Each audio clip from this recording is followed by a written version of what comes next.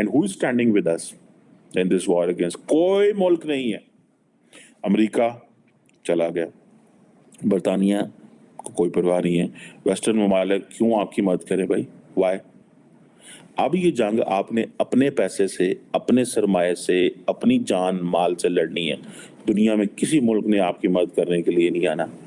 और जितनी जल्दी ये पाकिस्तान के लोग ये समझ आएंगे कि ये जंग हमारे लिए, ये हम लड़ें और जीतें, ये उतनी हमारे लिए इम्पोर्टेंट। अगर हमने ये महसूस किया कि नहीं कोई गल नहीं, खैर ये टेंशन कोई नहीं, कुछ भी नहीं होता, ठीक है, परवाह ना की, तो देन आप देखेंगे कि ये मसला हमारे लिए it will be serious crisis for us. नमस्कार दोस्तों, स्वागत आप सभी का हमारे YouTube चैनल डिजिटल रेजिमेंट्स में। जैसा कि आपको पता है, हम आपके लिए लेकर आते हैं एक से एक लेटेस्ट न्यूज़। वैसे ही एक लेटेस्ट न्यूज़ के साथ हम फिर हाजिर हुए हैं आपके सामने। लेकिन उससे पहले अगर आपने हमारे चैनल को सब्सक्राइब नहीं किया तो प्लीज़ हमारे चैनल को सब्सक्राइब कर लीजिए। और यही न्यूज़ अगर आप हमारे फेसबुक चैनल पर देख रहे हैं तो प्लीज़ हमें फॉलो कर लीजिए। तो दोस्तों, बात आपको पता ही है कि हम लेटेस्ट न्यूज़ पाकिस्तान की ही लेकर आते हैं। और पाकिस्तान में जो हंगामा चल रहा है वो चल रहा है चाइना के साथ में। चाइना जो सबसे बड़ा आज के टाइम ट्रस्ट करता था पाकिस्तान पे, या पाकिस्तान ट्रस्ट कर रहा है चाइना के ऊपर। और क्योंकि चाइना को चाहिए पाकिस्तान की ज़मीन और पाकिस्तान को चाहिए चाइना का पैसा, क्योंकि दोनों ही एक दूसरे से बंधे हुए हैं एक छोटी सी बात पे ही। तो अब पाकिस्तान के अंदर BLA नाम के एक संगठन ने बम विस्फोट से 20 से 30 चाइनीज़ को मार गिराया है। वो नॉर्मल इंजीनियर्स थे, लेकिन उसका जवाब पाकिस्तान को देना ही होगा। लेकिन एक खबर ये भी है कि चाइना अब अफ़गानिस्तान के साथ भी हाथ मिला रहा है। तो क्या हो सकता है कि जो चाइना है वो पाकिस्तान को दरकिनार कर रहा हो? तो न्यूज़ बहुत अच्छी है दोस्तों, अंत तक जुड़े रहिए आप। चलो करते हैं न्यूज़ को स्टार्ट। और अच्छा, एक तरफ IMF का डर है, कर्जे ले रहे हैं उनसे, IMF कह रही है कि पॉइंट जेड़े कर्जे असी तुहानू देंगे ना, यू डोंट हैव टू पे टू द चाइनीज, आपने उसमें से चाइना को पैसे नहीं देना है। तो जिस मुल्क का 14 ट्रिलियन का बजट हो, 7 ट्रिलियन उसमें से लोन में इंटरेस्ट पेमेंट में चला जाए, 7 ट्रिलियन, 2 ट्रिलियन, एक 1.8 ट्रिलियन आर्म फोर्सेस ले जाए, एयरफोर्स, आर्मी, नेवी को 500-600 अरब डॉलर जो है पेंशन वाले ले जाए, को जार को, मेरा ख्याल है कि ये जो हमारे व्हाइट एलिफेंट्स है जो वेले खाते हैं, PIA and steel mill and इधर, तो मुल्क तो दिवालिया है, सारा मुल्क सारा कर्जे पे चल रहा है टोटल। तो हम क्या कर रहे हैं, ऊपर से दहशतगर्द आ गए हैं। सो इंडियंस को तो, चाइनीज को तो इंडियन अच्छे लगेंगे, क्योंकि हम उनको क्या दे रहे हैं, लायबिलिटीज। हम उनको क्या दे रहे, आप देखें ना कि अब चाइनीज के ऊपर एक बहुत बड़ा प्रेशर है कि भाई सारे उनको वेस्टर्न ममालिक पूछते हैं, यार ये पाकिस्तान में आपके बंदे बड़े मारे जाते हैं, वाई दसो सन? एंड चाइनीज सारी बात है, दे गेट एम्बैरेस्ड। अच्छा, ये नहीं है कि पाकिस्तान की जो लॉ एनफोर्समेंट एजेंसीज हैं वो कुछ नहीं कर रही। 2 सिक्योरिटी डिवीजन रेज की हुई हैं, उनको प्रोटोकॉल, सिक्योरिटियां, गार्ड, पुलिस, हर चीज साथ होती है। लेकिन मेरा ख्याल है कि ये बुलेट बॉम्ब प्रूफ गाड़ियां नहीं थी इन लोगों की। अगर बॉम्ब प्रूफ होती तो पोजीशन और होती। ये बॉम्ब प्रूफ गाड़ियां नहीं थी, जिसकी वजह से वो कल वो हमला करने में कामयाब हो गए, उन्होंने उड़ा दिया। अब किधर किधर बॉम्ब प्रूफ गाड़ी दें? क्वेश्चन ये होता है ना कि आपने कॉस्ट हर चीज की। और दहशतगर्दों को पता था, अच्छा जहां पे कल उन्होंने दहशतगर्दों ने चाइनीज को मारा है, 2013 में भी मारा था, इससे पहले भी मारा था, और कई दफा ये दासू प्रोजेक्ट बंद हुआ। क्यों दासू प्रोजेक्ट चाहते हैं कि बंद हो?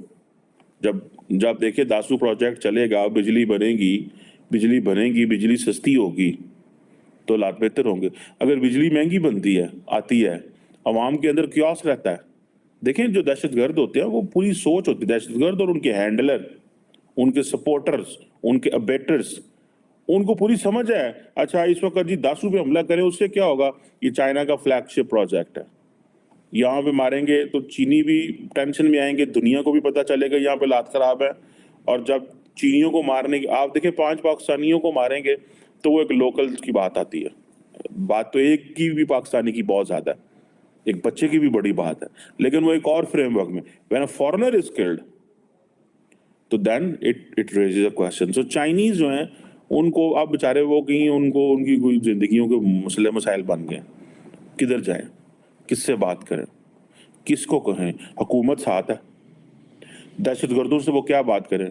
अब क्या चाइना अफगानिस्तान से बात करेगा इस हवाले से? अब पाकिस्तान ने कहा होगा चाइना को कि पाए ना जो तुहाडे यार ने जिन्होंने साहब ने कागज रिकग्नाइज किया हुआ है, उनसे तो आप लवी डवी हो रहे हैं, तो सानू भी दसो की करना है सानू दे नाल। मतलब मैं एक बात बताऊं, अफगान तालिबान जो है ना, they do not trust anyone and no one shall trust them.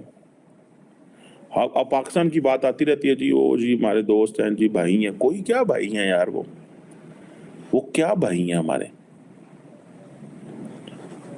जो जो कंट्री आपके जो दहशतगर्द ग्रुपों को होस्ट कर रहा हो, तो हमारा उनसे क्या लेना देना?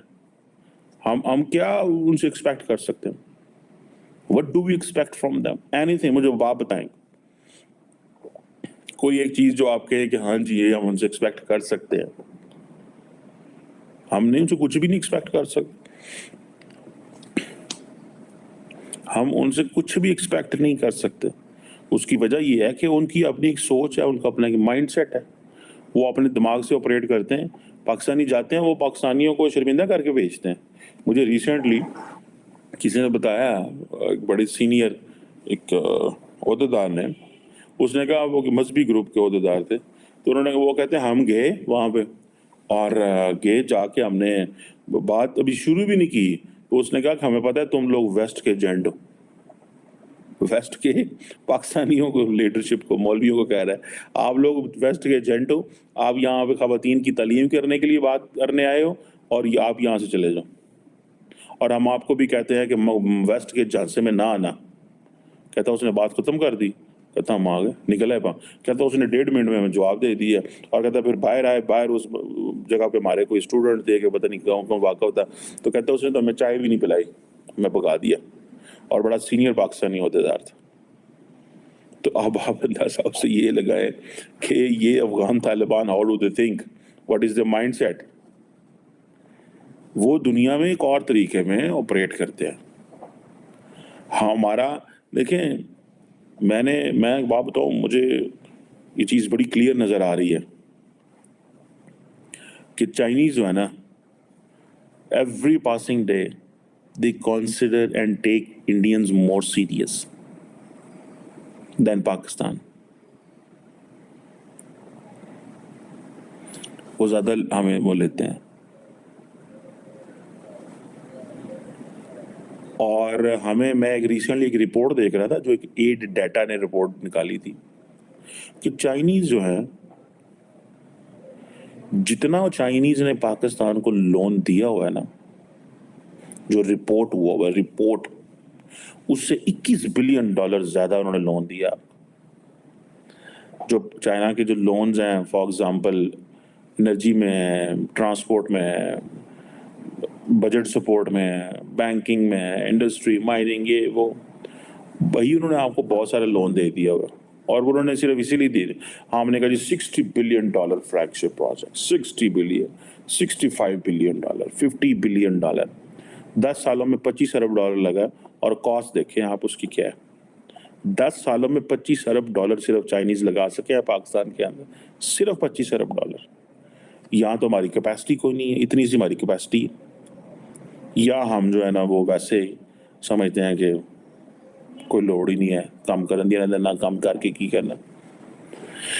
सो ये अब पाकिस्तान के पास कोई चॉइस नहीं है, चॉइस सिर्फ एक ही है कि भाई आपको इनका सफाया करना है दहशतगर्दों का, और उसके लिए आपको जान से बाजी लगानी पड़ेगी। और आपको तो पता है हमारे यहाँ महंगाई का जो तूफान है वो और आ रहा है पाकिस्तान के अंदर। अभी हम IMF से प्रोग्राम ले लिया, IMF ने हमें कह देना शुरू हो जाओ, अपने लोगों